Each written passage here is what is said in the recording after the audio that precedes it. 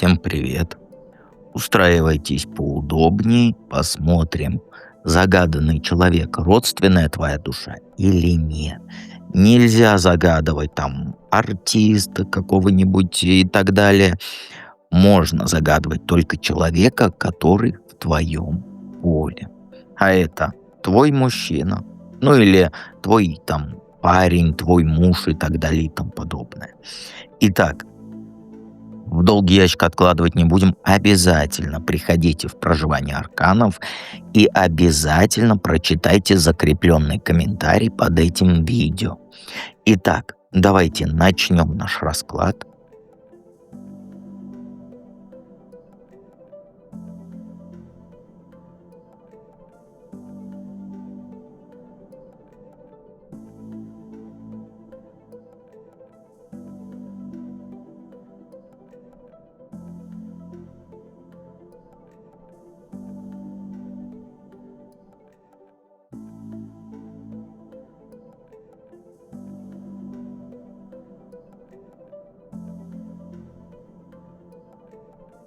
Единички. Для сигнификации посмотрим, что сейчас между вами. Ну, между вами по этим картам сейчас как в анекдоте про идеальную пару. Он тебе цветы, ты ему борщ. Оба улыбаются, но внутри пусто. Все у вас формально ровно. Он деньгами помогает. Если у тебя завал, то, как сказать, поддерживает. Ты его после работы выслушиваешь. И даже бабушка твоя его одобрила. Но это не огонь. Вы как два пенсионера в автобусе в 6 утра. Едете в одну сторону, но даже не разговариваете. Он тебе оплату скинул на квартиру? Скинул. Ты его накормила, когда он с работы приполз? Накормила. Только вот страсти нет. Где вот это вот «я не могу без тебя дышать», а нету. У вас просто тихое такое болото, где вы друг друга используете по минимуму. Он для комфорта, ты для видимости отношений. И да, сейчас это работает, но это не любовь. Это вот взаимовыгодная какая-то аренда друг друга. Он твоя душа родственная. Ну, знаешь, этот мужчина, он, знаешь, сам в это время, как говорится, пишет другой «привет, как дела?». Он тебя за нос водит, понимаешь? Все его родство — это вот, ну, душ, я имею в виду сказки. Он тебя обнимает, а сам считает, как бы там квартиру в ипотеку взять и твои связи использовать. Ты не душа его родственная, ты ресурс. И пока ты мечтаешь про свадьбу, про детей, он уже продумывает, как свалить без скандала, когда все вот это надоест. Императрица, да, ты вроде вот королева в этих отношениях, но только потому, что он тебя кормит вот с рук, как кота, как домашнего питомца. Но, знаешь, родственные души, они не играют в одни ворота. Родственная душа не прячет за спиной нож, пока по голове гладит. Как тебе быть, зная все это? Ну, знаешь, хватит метаться между бросить его или там, а вдруг все поменяется. Выключи телефон, отмени планы на выходные, сядь в тишине, одна. Без него, без его оправданий, без подруг с этими советами и так далее. Вот возьми бумагу и ручку, понимаешь? Слева пиши, что он дал тебе за все это время, а справа, что он забрал. Деньги не считай, нервы считай, время считай, веру в себя считай. И когда увидишь дисбаланс, то не начинай рыдать. Это твоя жизнь, это не сериал турецкий. А потом спроси себя, ты готова еще вот 5 лет тащить его как мешок с картошкой? Понимаешь? Пока он там ищет кого-то получше. Если нет, то говори там, все, хватит. Не надо балансировать между надеждой и реальностью. У вас дисбаланс. Либо сейчас ты разбираешься с правдой, либо потом разбираться будешь там с его долгами и так далее. Тут выбор за тобой. Ну, А как я тебе по-другому тут все скажу? Читаю, что карты показывают. Итак, давайте перейдем к второму варианту.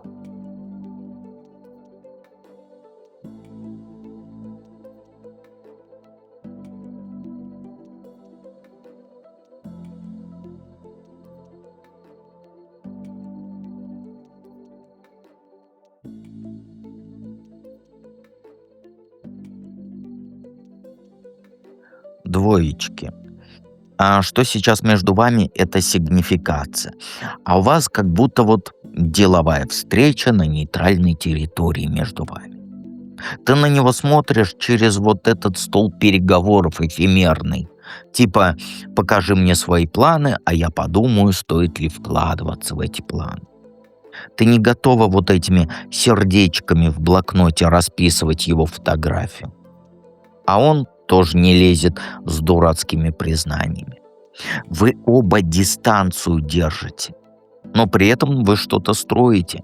Совместный проект, планы на лето, там куда поедете. Но вот это все под соусом, знаешь, вот посмотрим, как пойдет.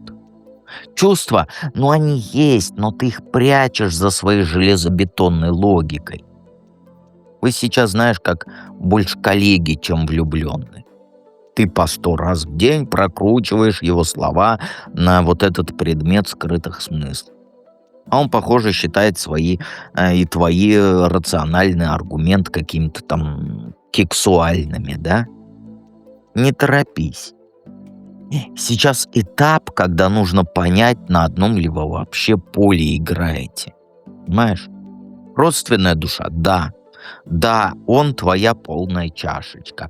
Но, знаешь, вы сейчас как будто оба пьете из одного колодца.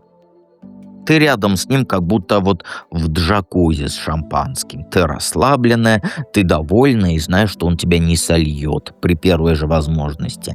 Тут не про страсть на миллион долларов и бабочек в животе. Нет. Ваша родственнодушность, я бы так назвал, да, это вот когда вы молча сидите на кухне в 3 часа ночи и жрете печеньки. И тебе не надо придумывать темы для разговора. Он твои косяки видит и не делает из них трагедию, а ты не принимаешь его упертость как часть, как говорится, пакета. Вот это и есть родственность. Не убавить, не приукрасить. Но знаешь, сразу скажу, да, это не значит, что он идеален. Просто с ним ты можешь быть настолько собой, что даже вот кошка соседская перестает на тебя шипеть. Вот даже вот так вот. Как тебе быть, зная все это? Ну, вылезай из пижамы и начинай делать конкретные шаги. У тебя в руках ключ от квартиры, где деньги лежат, да? Но пока ты стоишь вот под этим дождем и думаешь, не ржавый ли он. Первое — это хватит ныть, что у вас все сложно. Нет. У тебя, да, там сейчас денежные проблемы, работа, бабушка больная, но это не повод тормозить то, что вот может стать твоим тылом. И второе — это завяжи с подозрениями, что он тебя использует. Если мужчина готов тащить твои чемоданы, как говорится, в свою квартиру, то дай ему шанс это сделать. Ну и не лети там в осадок. Проверь, как он себя ведет, когда ты просишь помочь. Не словом, а делом. Не жди, что завтра все само уляжется. Любые ваши вздрязги, ну, эти ругачки, это просто испытание.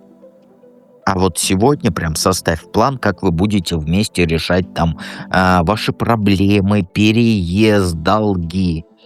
Он родственная душа, и он вляпался в тебя по уши. Понимаешь?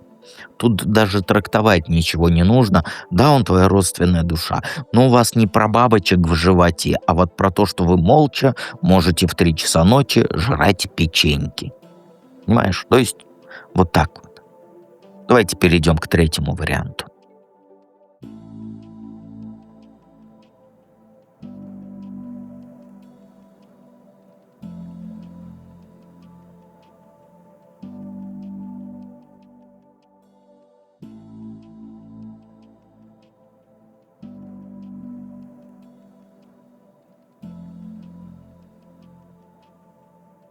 троечки. Для сигнификации у нас что сейчас между вами? А тут понятно. Вы сейчас как вот два чужих корабля, двух разных стран, причем в ночи. Ты вроде рядом, но ты уже гребешь подальше. Эмоционально ты выжата как лимон после вот этой всей движухи. И часть тебя уже мыслями она не здесь. Все чаще ловишь себя на том, что ты в окно смотришь и мечтаешь свалить куда подальше из этого цирка. А он, между прочим, даже не понял, что ты на исходе. Сидит, куролесит на работе или там в гараже свои проекты лепит. Деловой, практичный, но как будто бетонная стена. Вам искорки не хватает. Когда вот болтать ночами хочется, дурачиться, да, вот как у двоечек.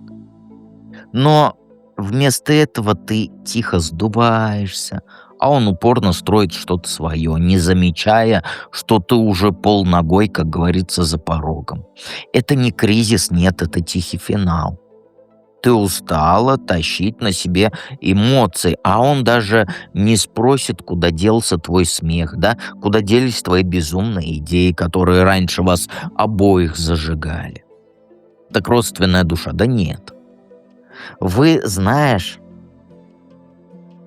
вы вот родственная душа — это вот как два кусочка одного пазла, да? Даже в тишине комфортно, вот как у двоечек. А тут он больше, знаешь, похож на диван из дуба. Надежный, устойчивый, а души-то нет. Ну, он тебя не бросит. Нет, зарплату приносит, мусор вынесет, даже цветы на 8 марта купит. Но это все поверхностно как-то. Потому что ты чувствуешь, что вам не хватает вот этой глубины.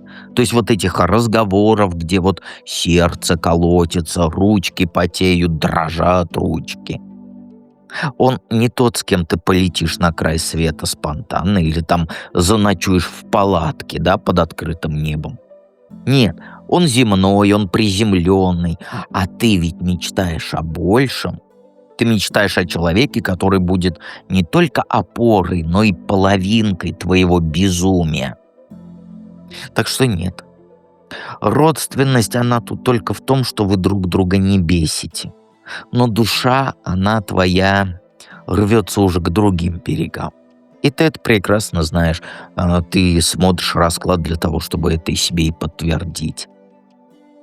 Как тебе быть, зная все это? А тут один выход только. Забить на все и выдохнуть. Сейчас, знаешь, не время бегать, решать, что-то выяснять. Тебе нужно вот как медвежонок в берлоге, да? Свернуться клубочком, отключить мозги и сосать лапу.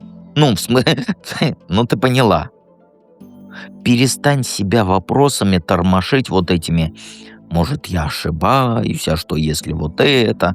Вот сядь у окна, отключи телефон и просто смотри, как дождик по стеклу стучит. Да, вот так вот. Просто забей на сообщения, на свои сомнения, на эту всю суету. Смотри, вот дождик. Ты слишком долго носилась, как белка в колесе, пытаясь понять, где правда, где ложь, родственная душа, не родственная и прочее. А правда знаешь в чем? В том, что тебе время нужно.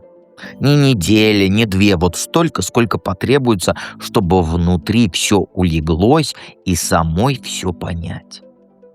Не лезь ты вот на рожон, не пытайся его переделать, не копайся в прошлом, просто будь. А вот когда отдохнешь, ты сама поймешь, что делать. А пока тебе ничего не надо делать, то есть никаких резких движений. Спи, кушай шоколадки, смотри сериалы, а все остальное пока подождет. Ты еще не готова, другими словами. И всегда помни, что дед с тобой рядом.